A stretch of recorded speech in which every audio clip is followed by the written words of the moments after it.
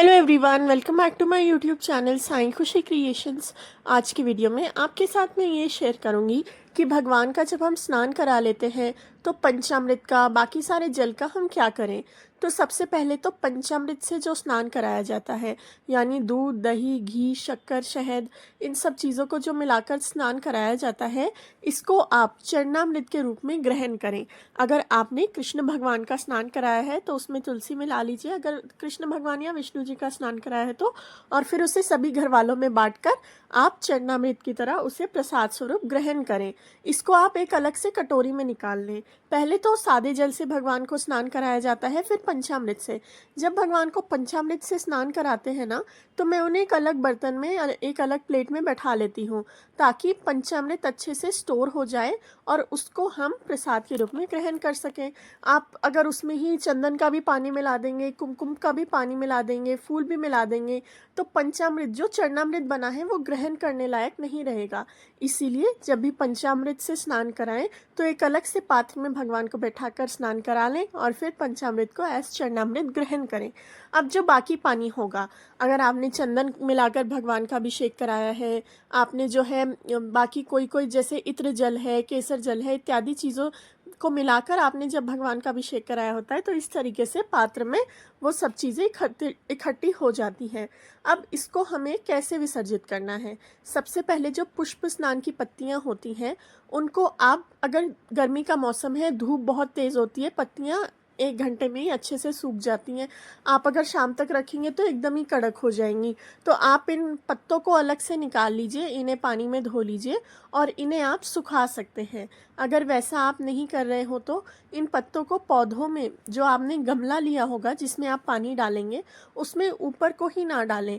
Specially अगर आप तुलसी के गमले में भगवान के स्नान का जल डालते हैं ना, तो आप ये ध्यान रखें कि उसमें चीनी इत्यादि चीज़ें नहीं होनी चाहिए। जैसे मैंने पंचामृत से स्नान कराकर इस प्लेट में भगवान का बैठाकर स्नान कराया, तो इसमें थोड़ा सा पंचामृत भी आ गया होगा जिसमें चीनी थी, शहद था। ये सब चीज़ें अगर तुलसी की जड़ों में डालेंगे तो तुलसी का पौधा खराब होता है। तो आपको क्या करना है, मैंने क्या कर रखा है अपने घर में, एक खाली गमला रखा हुआ है, उस गमले में सिर्फ मिट्टी है, उस गमले में कोई पौधा नहीं लगा हुआ है। आप चाहें तो कोई पौधा लगा सकते हैं, पर वो गमला खाली होने के कारण क्या होता है, उसमें कितना भी आप पानी डालिए वो तुरंत सोख लेगा। तो ये आप कर सकते हैं।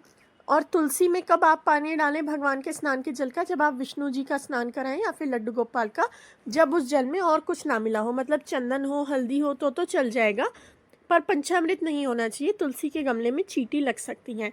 तो जब एकदम साफ जल से स्नान कराए हो, वो जल आप तुलसी में डाल सकते हैं।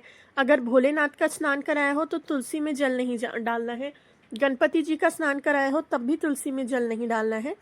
अगर शिव जी का स्नान कराए तो बेलपत्र में जल डाल दीजिए, और गणपति जी का स्नान कराए तो किसी भी दूसरे पौधे में, गुड़हल के पेड़ के पौधे में या खाली गमले में आप जल डाल सकते हैं। इसी कारण से अपने घर में एक खाली गमला ज़रूर से रखें जिसमें आप भगवान के स्नान का सारा जल डाल सकते हो। और देखिए, जैसे हम जो फूल पत्ते इत्यादि रखते हैं स्नान कराते वक्त नीचे, इसको आप उसी मिट्टी में, उसी खाली गमले की मिट्टी में मिक्स कर दीजिए। ऊपर ऊपर छोड़ेंगे ना तो फंगस लग सकती है। उसी मिट्टी में थोड़ा मिक्स कर दीजिए तो आपकी खाद भी रेडी होती जाएगी। ये खाद बनाने के लिए बहुत अच्छे हैं। तो इस तरीके से भगवान के स्नान के जल का आपको क्या करना है ये मैंने आपको बताया है। बाकी अगर कोई भी क्वेश्चन हो तो आप कमेंट सेक्शन में पूछ सकते हैं।